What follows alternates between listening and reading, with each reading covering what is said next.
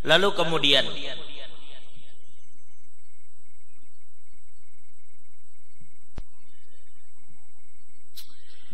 dari sini kemudian wa yustafadu mimma dzukir anna man ajaza an ba'dil ma'mur bihi la yasqutu anhu al-maqdur bal yajibu alaihi al-ityanu bihi wa hadha huwa ma'na qaulil fuqaha innal maysur la yasqutu bil ma'sur.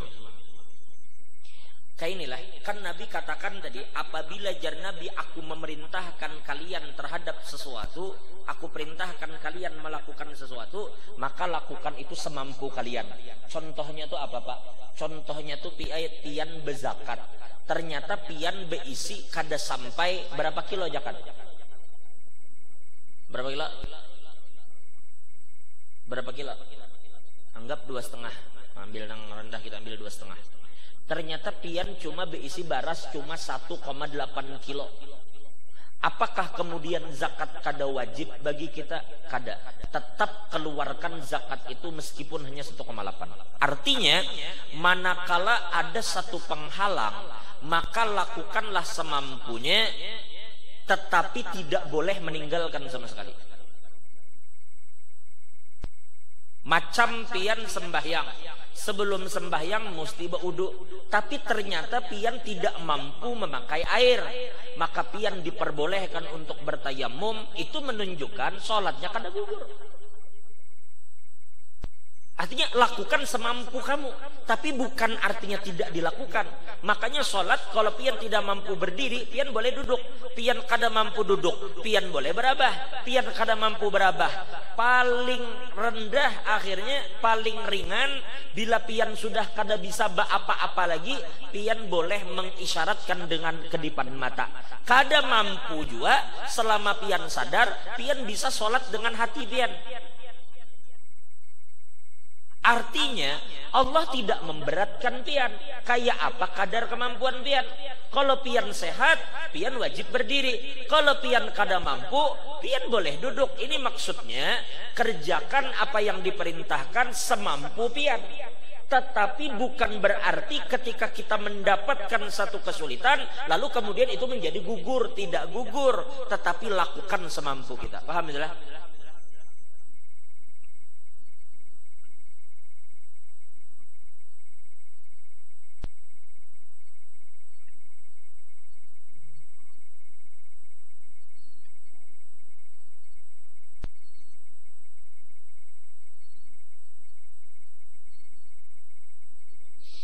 Jadi tidak ada sejarahnya menggugurkan sholat.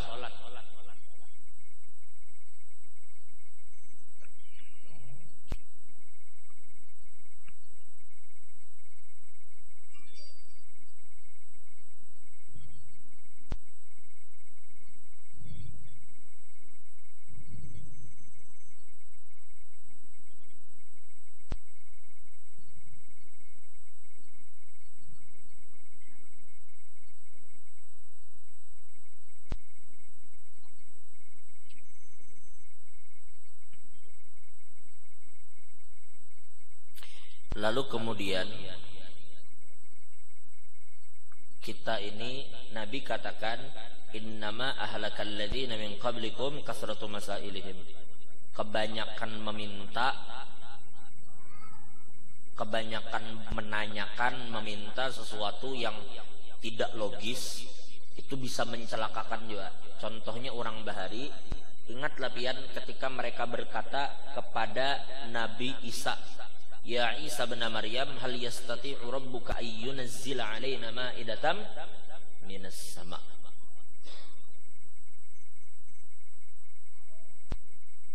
Kebanyakan tuntutan, tetapi tuntutan itu kada jua membuat mereka beriman. Ai Isa, tolong pang padahakan Allah Ta'ala turunakan makanan mulai langit.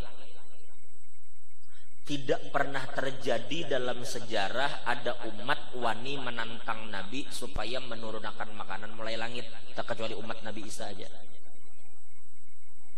Begitu turun, kalopang hatinya kemudian menjadi jinak lawan Nabi Isa, hatinya menjadi tunduk Nabi Isa, kada juga. Malah mereka khianat kepada Nabi Isa, makanya Allah azab mereka dengan azab yang sangat berat. Inya beda lah antara orang yang menurut belum ada bukti dengan orang yang sudah diberi bukti tapi tetap kada menurut itu lain. Makanya ulun mohon maaf nih, misalnya ada orang biasa melanggar, lawan aparat melanggar, mestinya kan lebih berat hukuman aparat bila melanggar, karena inya tahu dihukum. Melanggar misalnya, apalagi aparat melakukan kejahatan kepada aparat juga, penegak hukum ke penegak hukum misalnya, itu kan tambah berat lagi lah. Kecuali mun kada sengaja lain biasanya. Mun sengaja aja berat hukumannya. Nya kada sengaja tuh lain kisah. Nya kada sengaja. Aku tuh memikirkan turun mulai motor, memingkuti botol, menyiram ke muha, pintang kada sengajanya itu di mana? Memikirkan sebungu-bungulnya manusia berpikir pusing, mikirkan kada sengajanya itu di pintang mana? Mungkin bisa aja bang, inya tetabrak polisi tidur mungkin, lalu saking gancangnya anuannya tak angkat mulai motor mungkin, tak turun, batu botol terbuka, pas siram, bisa juga bang kayak itu.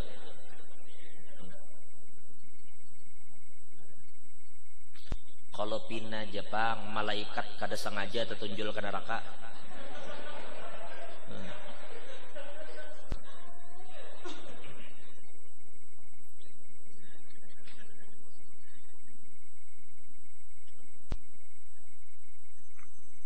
Tapi itu lain yang di sini, yang di sana.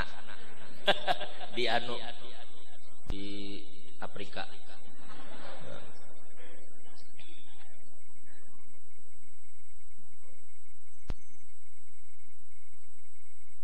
Nah itu kayak itu tuh berat loh dalam pandangan Allah Ta'ala. Hukum itu, makanya kita katakan berbeda antara orang kada tahu dengan tahu. Lah, ada kejadian di Hadang lah, pokoknya di Samarinda ini juga ada kawan, inya ini sembahyang Isa. Rupanya kawan ini tadi kada ingat tahiyat awal. Ini perhatikanlah kalau pina kejadian lawan pian. Jadi ini tahiyat awal. Tahiyat awal itu cilai hukumnya sunnah, kada wajib. Duduknya kah, bacaannya kah, itu sunnah. Tapi bila tertinggal, kita disuruh sujud sahwi. Tapi sujud sahwi itu kada wajib juga pulang. Andai kata kada sujud sahwi, sembahyang kita sah aja bang. Cuma sujud sahwi itu bagaikan tambalan kalau ada kebolongan di dalam ibadat kita. Maka sujud sahwani menambali. Ngaran betambal itu kada sama juga bang. Lawan kada betambal, ya bagus kada betambal juga bang. Amun kawas sempurna. Cuma kalau tersalah, Allah mengulahkan jalannya dengan sujud sahwi untuk menambal yang bolong tadi. Lalu ulun sekarang tahiyat awal, ini sunnah nih. Bila ulun tidak kerjakan, kan ada masalah kan sebenarnya. Sembahyang sah saja, cuma karena disuruh sujud sahwi. Nah, pertanyaannya, kayak apa kalau imamnya begitu bangkit dari ruku di rakaat kedua, dari sujud rakaat kedua menuju rakaat ketiga. Begitu sujud, Allahu Akbar. Nah, Allahu Akbar ini langsung berdiri. Nah, karena makmum ini tahunya ini rakaat kedua, kan rata-rata makmum tuh mestinya menagur kena. Karena pikirnya, kenapa imam jar kada ingat tahiyat, lalu atau di belakang nih rame, subhanallah. Satu, imam yang sudah terlanjur berdiri, sudah berbismillah rakaat ketiga, bismillahirrahmanirrahim, lalu mendengar makmum menagur, imam kada boleh lagi turun. Apabila imam turun, sembahyang imam batal. Imam sudah berada di rukun, jangan lagi bebulik mengerjakan yang sunnah. Paham biarlah. Baik. Itu yang pertama si imam. Yang lain kayak ini masih kena ulun dari tahiyat Allah baru kayak ini belum separuh berdiri gin belum baru kena baru di belakang subhanallah. Nah kembali aja lagi kada bapak. Tapi belum berdiri kita baru hendak kayak ini. Oh jamaah curiga ini hendak berdiri binanya langsung ditegur subhanallah langsung kita duduk. Tapi syaratnya kita tidak dalam posisi berdiri. Kalau sudah begini biar rami di belakang itu subhanallah. Subhanallah, kurang apa menagor subhanallah bihamdih subhanallahil azim. Saking anehnya menagor. Timbul bertahlilan. Tetap kita terusakan ya kadosa duduk teruskan. Nah, sekarang pian makmum kalau posisi imam pian ini sudah berdiri ini sudah masuk ke dalam rukun. Ini sudah baca Fatihah, rukun sudah yang ini masuki. Apabila pian lihat imam begitu, pian jangan lagi tegur. Yang harus pian lakukan, nih pian bangun dari ruku. Allahu Akbar. Sekalinya imam pian berdiri, pian langsung juga berdiri. Dan pian jangan memaksa imam berdiri, pian tegur subhanallah, ternyata imamnya kada mau turun. Lalu pian membaca sorang tahiyat tadi. Pian baca tahiyat, sembahyang pian pulang nang batal. Ini mukhalafah fahisyah namanya lawan imam. Jangan digawi. Imam kada menggawi itu jangan pian gawi, langsung pian berdiri juga. Karena bila imam sujud sahwi terakhir, wajib pian pulang pian umpati imam itu sujud sahwi.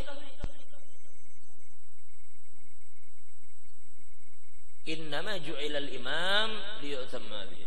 Imam itu dijadikan imam supaya diumpati.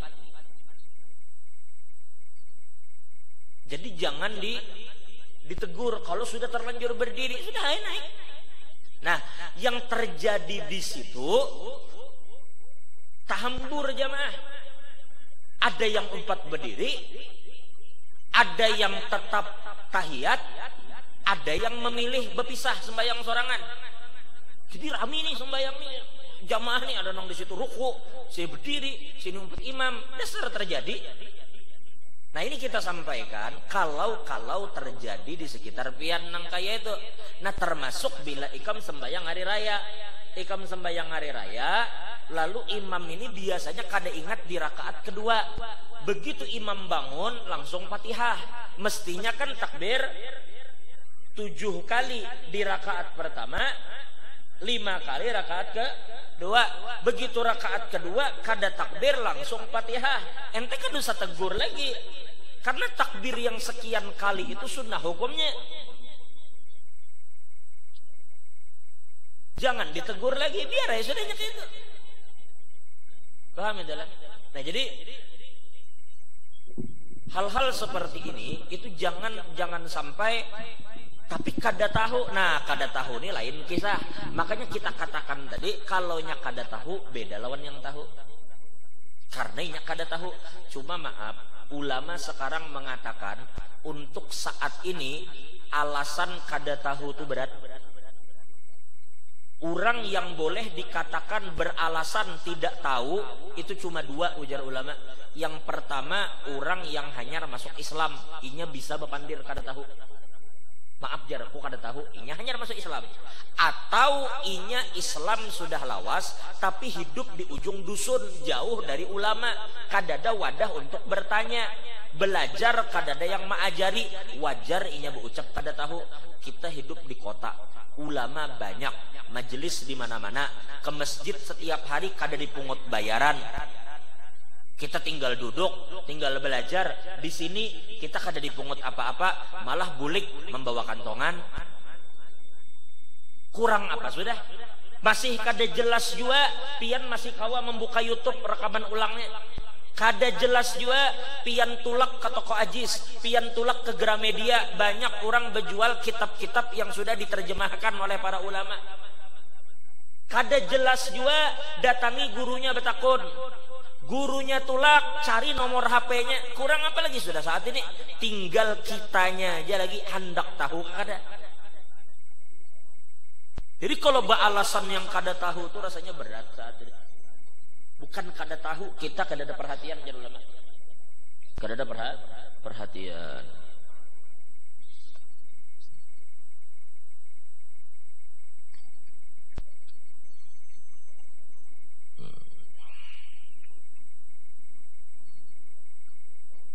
Wallahu a'lam bishawab.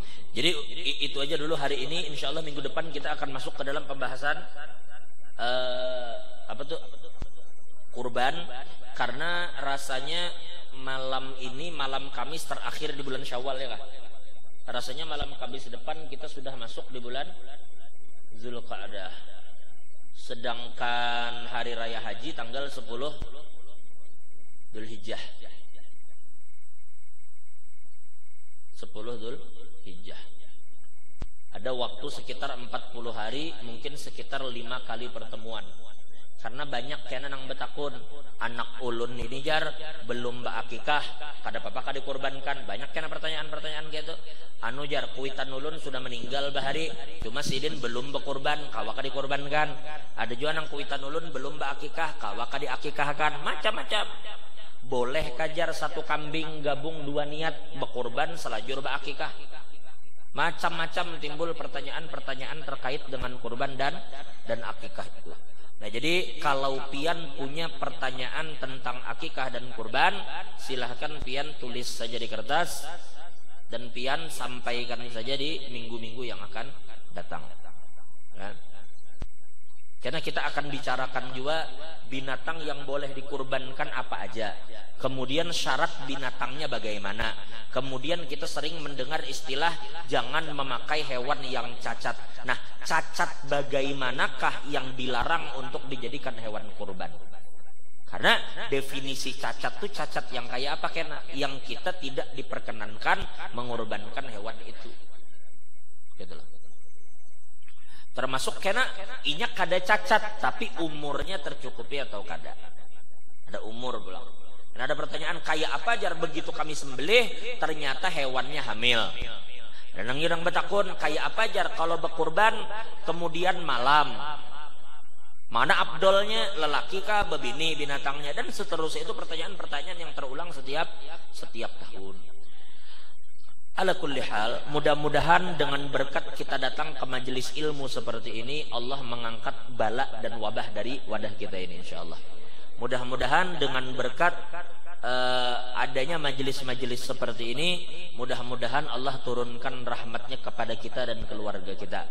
Mudah-mudahan anak cucu kita menjadi orang soleh dan solehah. Mudah-mudahan kita semua yang hadir, begitu juga keluarga kita, kita yakin mudah-mudahan dengan berkat rahmat Allah, mudah-mudahan kita semua bisa berhaji dengan haji yang mabrur, berumrah dengan umrah makbulah, dan mudah-mudahan setelah umur yang panjang fi khair lutuf afiyah, mudah-mudahan jika kelak Allah panggil kita, kita dipanggil dalam keadaan husnul khatimah. Ala hadhihi niyyah wa ala kulli man wa bi sallallahu alaihi hadratin nabi al-fatihah.